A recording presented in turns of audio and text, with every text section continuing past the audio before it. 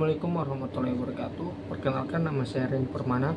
Saya dari Universitas Mikroskill, jurusan Sistem Informasi, Fakultas Informatika, semester 6.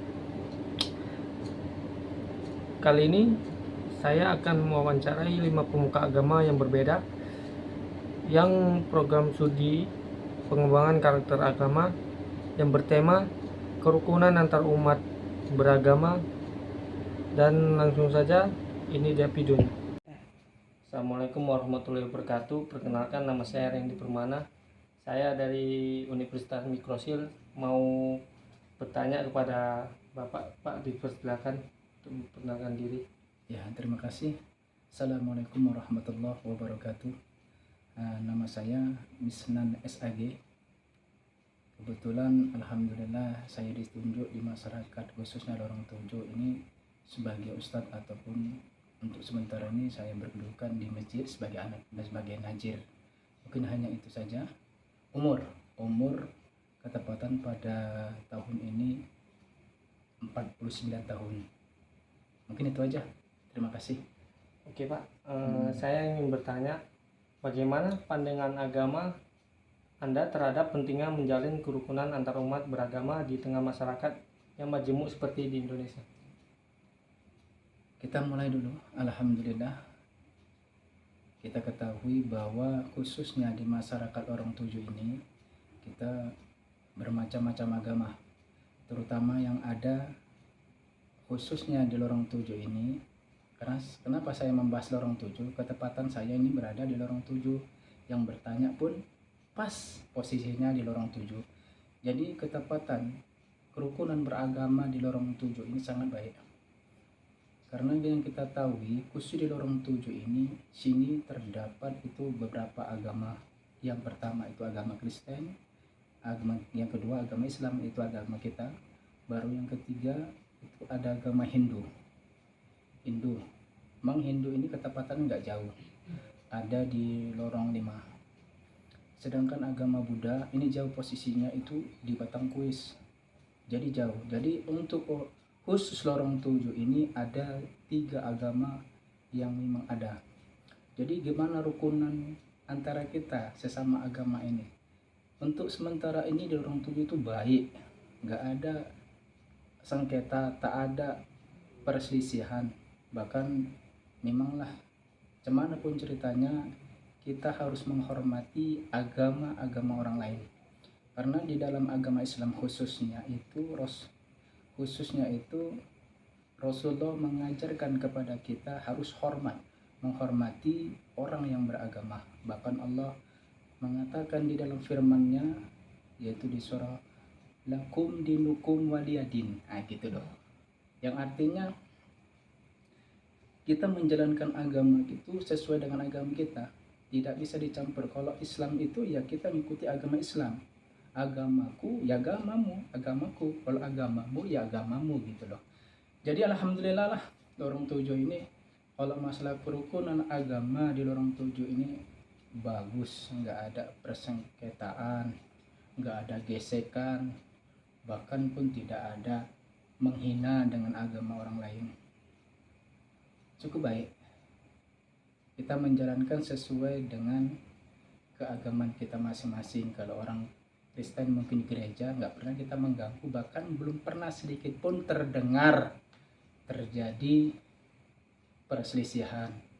Bahkan gitu juga khususnya di Lorong 7 ini mayoritas itu paling banyak adalah agama Islam. Juga nggak ada istilahnya nggak ada gesekan.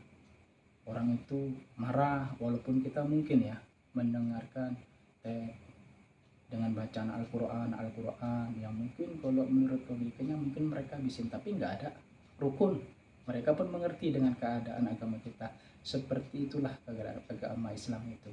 Sebelum sholat ada bacaan Al-Quran, mungkin menggema, mereka nggak merasa terganggu. Begitu juga mungkin ibadah mereka yang kita dengar mungkin nyanyian, ya kita nggak merasa terganggu. Mereka beribadahnya seperti itu ya, seperti itu gitu. Jadi alhamdulillah rukun. Gitu aja. Oke, terima kasih Pak ya atas jawabannya. Perkenalkan, nama saya Randy Permana. Saya dari Universitas Mikrosil, Sebelumnya izinkan Bapak memperkenalkan diri.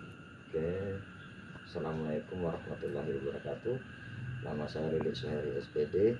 Ya, saya di sini sebagai kepala dusun dan tokoh agama yang ada di Dusun 7 Desa Selatan.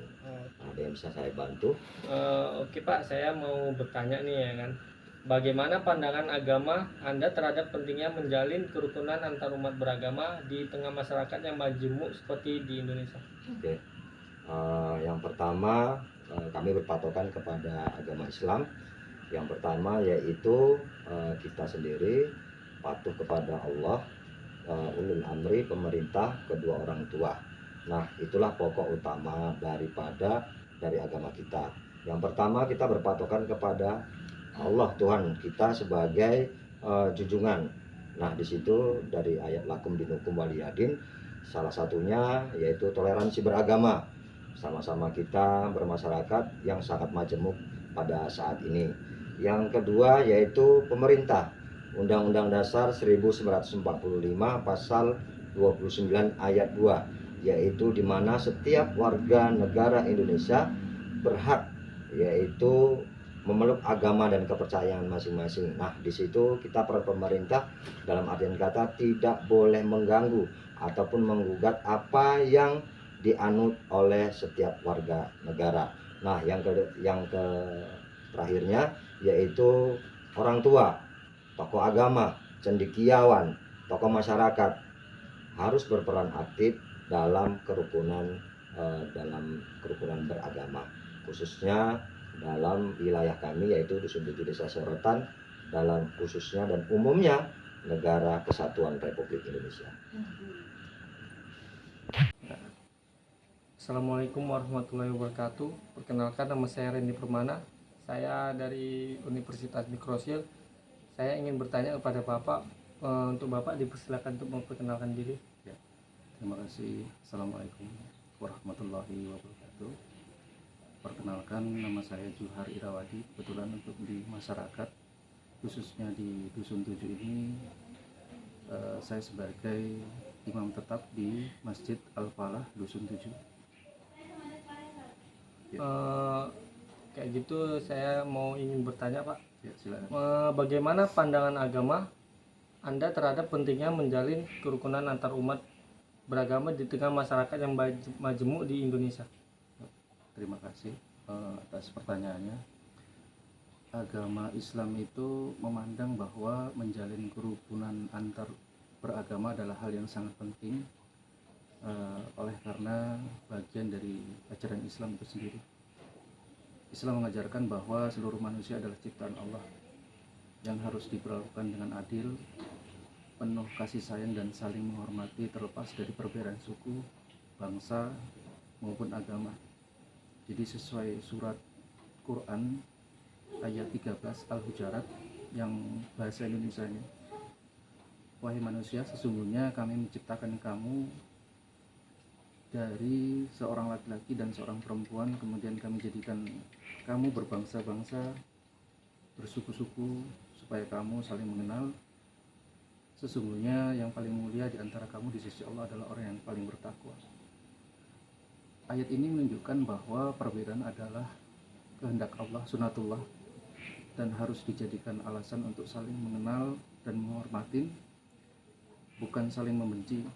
Hal ini menjadi dasar penting dalam menjalin kerukunan.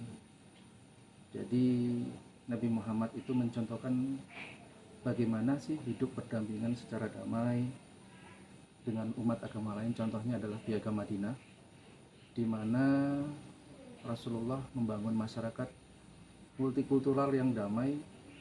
Ada orang Yahudi, Nasrani, dan yang lain-lainnya, semuanya kelompok diberikan hak yang sama menjalankan agama mereka dan mewajibkan untuk saling menghormati, melindungi satu sama lain. Jadi oleh karena itu dalam konteks untuk di Indonesia yang terdiri dari berbagai bangsa, suku, agama, umat Islam itu sendiri diajarkan untuk menjaga toleransi, menghindari ujaran kebencian dan memperkuat persaudaraan kemanusiaan. Ini bukan hanya menjaga stabilitas sosial, tetapi juga merupakan bagian dari pengalaman ajaran Islam, istilahnya rahmatan lil alamin, yang membawa rahmat bagi seluruh alam. Terima kasih. Terima kasih Pak atas jawabannya.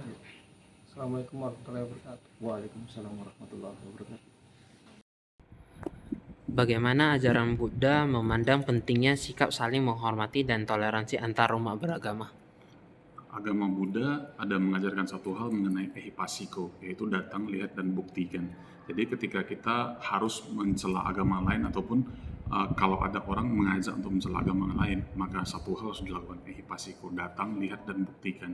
Kita datang, kita lihat apakah memang benar ajaran itu mencela agama lain. Apakah benar ajaran itu mengajarkan intoleransi. Nah, jadi kalau kita sudah lihat, kita sudah buktikan, kita baru tahu layak nggak dia untuk kita cela. Agama Buddha sendiri tidak pernah mengajarkan bagaimana kita harus mencela agama lain. Nah, kenapa? Karena antar agama diturunkan karena ada orang suci yang membawanya. Jadi orang suci itu sudah pasti membawa sebuah hal yang baik. Nah, yang kadang menjadikan kita intoleran karena adalah pemeluk-pemeluk agamanya, yang kadang menerjemahkan ajaran dari agamanya secara berbeda ataupun secara lari dari aturan sebenarnya.